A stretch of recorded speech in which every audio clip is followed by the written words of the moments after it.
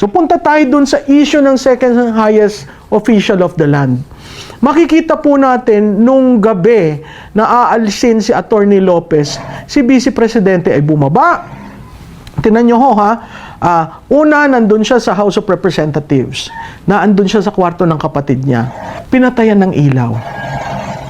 Samantalang, pag iba, okay. Ang sabi nila, sayang daw ang electric, sayang daw ang aircon, magastos, nagtitipid ang Kongreso. Di ba kitang-kita natin ang bias? Second highest official of the land. Hindi nila marespeto. Okay? So, okay siya. Pinatay niya napatay ang ilaw, natulog siya doon. Walang keme si Vice Presidente. She didn't even flex her muscles to insist, I'm the second highest official of the land. Okay? Nung humihingi na siya ng tulong dahil nahimatay na itong kanyang chief of staff, ang ambulansya ay naandun sa gate, hindi man lang pinapapasok. Ang suggestion, ang doktor ay pabayaan bumaba na matingnan, hindi rin ho pinapapasok. Nung talaga hong wala ng malay si Atty. Lopez, siya mismo na ang nagsabi, baka naman pwede. That is the second highest official of the land. So, to the legislative pages of the House of Representatives, the PNP that were stationed there and who followed them from veterans to St. Luke's to veterans, please review your tapes because the way you treated the Vice President is really uncalled for. Under Administrative Order 451, dated October 5, 1981, signed by the father of the current president. Lininya ho doon, ano ba yung tinatawag na order of precedence? Ang hierarchy of positions po, ano ba? Presidente, Vice Presidente, abay ngayon ko lang rin po ito nalaman nung ako'y naghahanda.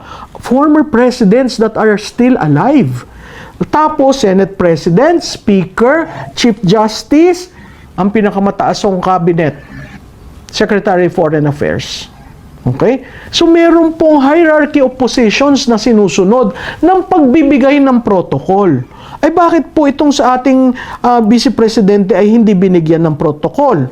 Siya po ay successor to the President under Article 7 of the Constitution. Pag titingnan nyo rin yung Constitution, bakit ho ba nauuna ang legislative?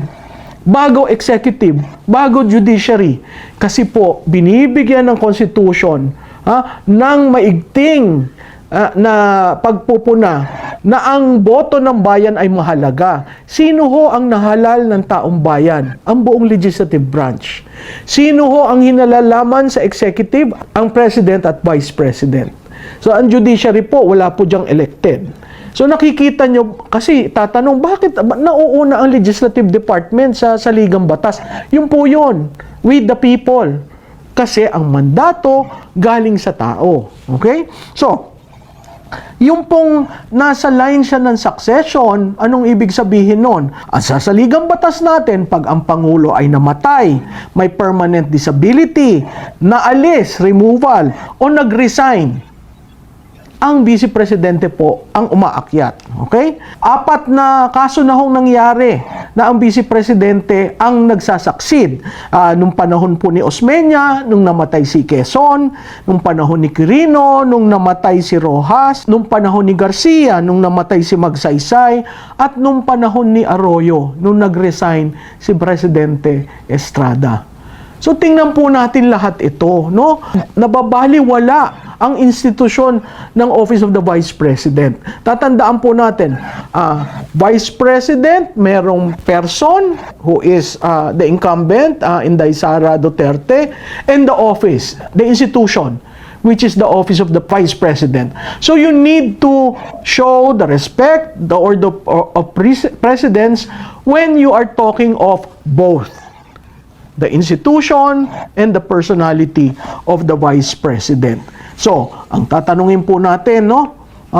May nilabag bang batas? Abay, magmula po sa grave threat to sedition, ngayon, terrorism. Yun hong Vice Presidente natin, na-accuse ng terroristic act. Tingnan ho uli natin, babalik tayo. Anong nangyari sa kanya nung Mayo? Nung malapit sa kaarawan niya? Bakit hindi yung pumaloob sa national security angle. Kasi hindi binibigyang diin ang Vice Presidente. Ang tingin natin sa Vice Presidente, spare tire. Again, nasa saligang batas. Ang sinabi doon, pwede mong bigyan ng katungkulan at hindi subject sa confirmation ng Commission on Appointment.